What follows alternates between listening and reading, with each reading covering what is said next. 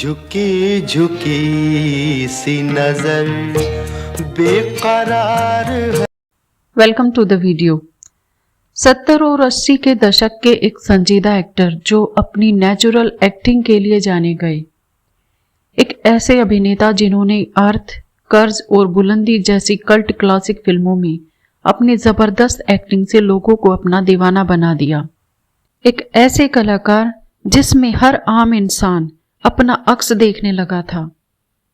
एक ऐसे अभिनेता का रियल लाइफ के किसी सस्पेंस फिल्म की तरह ही रहा। आप जानते हैं कि इस अभिनेता की रियल लाइफ एक रियल लाइफ की तरह ही सस्पेंस फिल्म की तरह ही रही और अचानक बॉलीवुड से गायब हो गए। क्या आप विश्वास करेंगे कि जब इन्हें बॉलीवुड में काम मिलना बंद हो गया तो इन्हें मजबूरी में अमेरिका के न्यूयॉर्क जाकर वहां टैक्सी ड्राइविंग का काम करना पड़ा और वो वहां से गायब हो गए। और क्या आप इस बात पर भी यकीन करेंगे कि बाद में किसी ने इन्हें अमेरिका के पागल खाने में देखा, जहां इन्हें जानने वाला और मिलने वाला कोई नहीं था।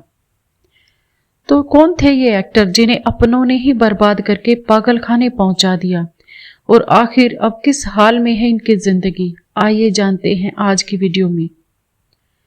इस वीडियो में हम बात कर रहे हैं अपने शांत स्वभाव और साधारण लुक्स के लिए जाने जाने वाले संजीदा एक्टर राजकिरण मेहतानी की, जिन्हें फिल्मों में राजगीर नाम से जाना गया। राज ने 100 से ज्यादा फिल्मों में काम किया और खूब शोहरत भी कमाई, लेकिन एक वक्त ऐसा भी रहा जब इन्हें फिल्मों में काम मिलना बिल्कुल बंद हो गया और ये डिप्रेशन में चले गए। कभी इनके मेंटल हॉस्पिटल में होने की बात सामने आई तो कभी एक्टर ऋषि कपूर ने इन्हें अमेरिका के पागलखाने में ढूंढ निकाला। ये हर बार रहस्यमयी ढंग से गायब होते रहे। राज के रियल लाइफ की मिस्ट्री आज भी लोग हैरान हो जाते हैं सुनकर। इनके जीवन से जुड़े राजदार किस्से उजागर करने के लिए सबसे पहले जानते हैं कि क्या रहा इनका बैकग्राउंड और कैसे इनको फिल्मों में आना हुआ। राजकिरण का जन्म 19 जून 1949 को मुंबई के एक सिंधी परिवार में हुआ था। राज के माता या पिता या फैमिली हिस्ट्री के बारे में ज्यादा जानकारी नहीं मिलती। 1975 में 26 साल की उम्र में राज को फिल्म कागज की नाव से बॉलीवुड में एंट्री करने का मौका मिला था। फिल्म में राज के अपोजिट एक्ट्रेस सारिका नजर आई थी और दोनों की जोड़ी को लोगों ने खूब पसंद किया था।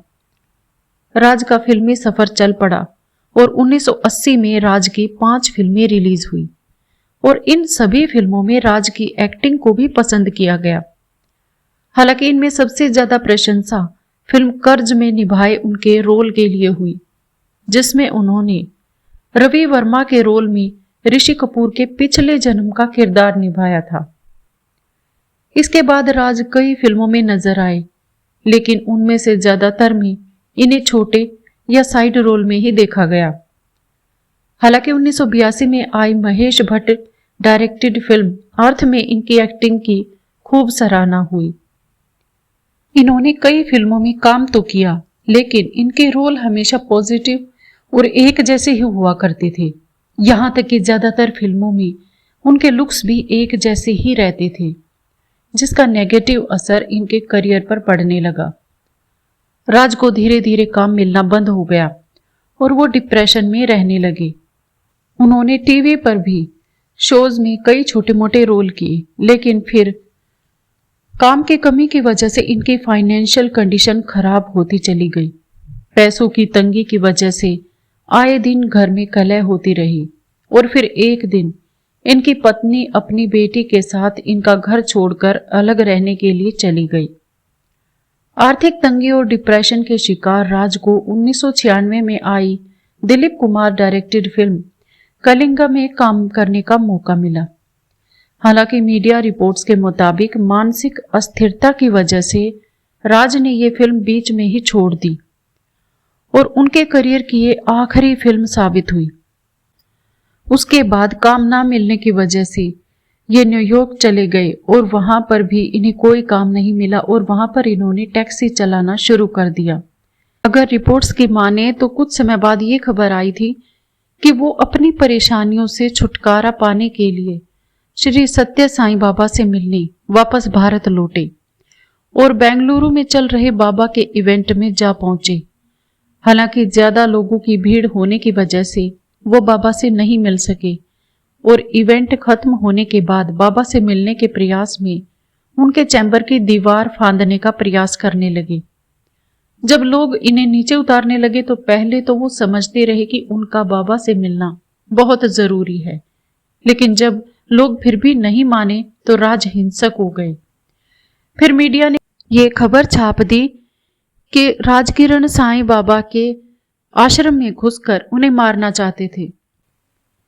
इस घटना के बाद लोकल पुलिस ने उन्हें जेल में बंद कर दिया और बाद में उन्हें मुंबई लाकर मेंटल हॉस्पिटल में भर्ती करवा दिया। महेश भट्ट ने अपने एक इंटरव्यू में बताया था कि वो राज से मिलने के लिए मेंटल हॉस्पिटल में उनके साथ गए और कई सेलिब्रिटीज भी गए थे और सबको उनकी मानसिक स्थिति देखकर बहुत दुख हुआ। राज के हॉस्पिटल से छूटने के बाद महेश भट्ट ने उन्हें काम दिलवाने की कोशिश भी की, लेकिन राज के पब्लिक प्लेस पर हिंसक व्यवहार के कारण मीडिया से लेकर फिल्म इंडस्ट्री तक उनकी छवि बहुत खराब हो चुकी थी और इसी वजह से उन्हें दोबारा काम नहीं मिल सका। इसी मायूसी के साथ राज ने एक बार फिर अपने भाई के घर यानी कि न्यूयॉर्क का रुख किया। उसके बाद अगले 10 साल तक राज के बारे में कोई जानकारी नहीं मिली। लोगों को ये अंदाजा नहीं रहा कि राज अब भी जिंदा हैं या नहीं। ऐसे में फिल्म इंडस्ट्री में उनके कुछ चुने हुए दोस्तों ने राजकिरण को ढूंढने का काम शुरू किया। डायरेक्टर प्रकाश झा के करियर की सबसे पहली फिल्म में राजकिरण के साथ काम कर चुकी दीप्ति नवल राज की दोस्त थी, जिन्होंने फेसबुक में जारी एक पोस्ट शेयर किया और लिखा, मैं फिल्मी दुनिया का हिस्सा रहे अपने एक दोस्त को ढूंढ रही हूं जिसका नाम राजकिरण है। हमारे पास उसकी कोई खोज खबर नहीं है। आखिरी बार उन्हें न्यूयॉर्क सिटी में कैब चलाते हुए देखा गया था। अगर किसी को इस मामले में कोई खबर मिले तो प्लीज हमें बताएं। राजकिरण के साथ फिल्म कर्ज में काम कर चुके ऋषि कपूर ने अपने एक इंटरव्यू में बताया था कि 2011 में जब मैं अमेरिका में था तो राज को ढूंढने के लिए मैंने न्यूयॉर्क स्थित उनके भाई गोविंद से संपर्क किया। जब गोविंद ने मुझे बताया कि राज जिंदा है तब मेरी सांस में सांस आई। मुझे यह भी पता चला कि राज अटलांटा सिटी के मेंटल हॉस्पिटल में भर्ती है जहां उनका इलाज चल रहा है और वो इसी संस्थान में काम करके अपने इलाज का खर्च निकालते हैं। जो शख्स एक बार स्टार हुआ करता था उसे ऐसी हालत में देखना बहुत दिल दुखाने वाला है। मैं राजकिरण को जल्द ही भारत वापस लाऊंगा और ये तय करूंगा कि वो यहाँ आराम से रहे। और इसी बीच ये खबर भी सामने आई कि अमेरिका में राज की पत्नी और बेटी पहले से ही उनके साथ थी, लेकिन बाद में उनके धोखे की वजह से ही राज सदमे में चले गए और उन्हें मेंटल हॉस्पिटल में भर्ती करवाना पड़ा। हालांकि राजकिरण की पत्नी और बेटी ऋषिका ने ऋषि कपूर के दावों को झूठा बताया और कहा कि वो खुद राज को पिछले 10 सालों से ढूंढ रहे हैं। इसके लिए उन्होंने न्यूयॉर्क पुलिस और प्राइवेट डिटेक्टिव की मदद भी ले रखी है, जिसका अब तक उन्हें कोई फायदा नहीं हुआ है। तभी मीडिया में कुछ ऐसी खबरें आई कि राज की मानसिक स्थिति खराब होने की वजह से उन्हें बार बार मूड स्विंग होते थे, जो उनका परिवार हैंडल नहीं कर पा रहा था। राज के भाइयों ने भी इस ओर ज्यादा ध्यान नहीं दिया और साथ ही राज का इलाज भी काफी खर्चीला होने की वजह से परिवार के लोगों ने उनसे दूरी बना ली और आखिरकार उन्हें मेंटल हॉस्पिटल में भर्ती करवा दिया गया। मीडिया की रिपोर्ट्स कुछ और कहानी बयान कर रहे थे और परिवार वालों की अपनी दलील की सच्चाई क्या रही, इसका पता लगाना तो बहुत मुश्किल है। खैर 2011 के बाद राजकिरण फिर कभी चर्चा में नहीं आए और ना दीप्ति नवल ने और ना ही ऋषि कपूर साहब ने दोबारा राजकिरण के बारे में कुछ कहा या पोस्ट किया। अटलांटा हॉस्पिटल वाली बात भी अब 1 दशक से ज्यादा पुरानी हो चुकी है और सच यही है कि आज किसी को ये नहीं पता कि राजकिरण कहाँ है या वो अब इस दुनिया में है भी या नहीं। साथ ही राजकिरण की पत्नी और बेटी और राज के भाई, इस बारे में उनकी बातों में तालमेल भी नजर नहीं आता।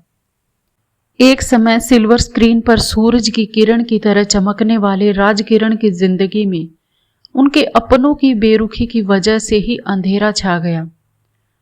हालांकि फिल्म इंडस्ट्री में यह कुछ नया नहीं है।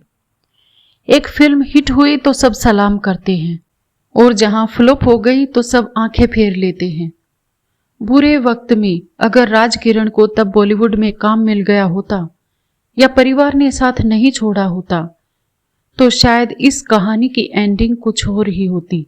हमारे ईश्वर से यही प्रार्थना है कि राज जहां भी रही सुखी रहें और स्वस्थ रहें। इसी कामना के साथ आज की वीडियो में इतना ही। मिलते अगली वीडियो में एक नए विषय के साथ, तब तक के लिए खुश रहें। Thanks to all, thanks for watching. अगर वीडियोज अच्छी लगे तो प्लीज चैनल को सब्सक्राइब करना ना भूलें। Thanks to all.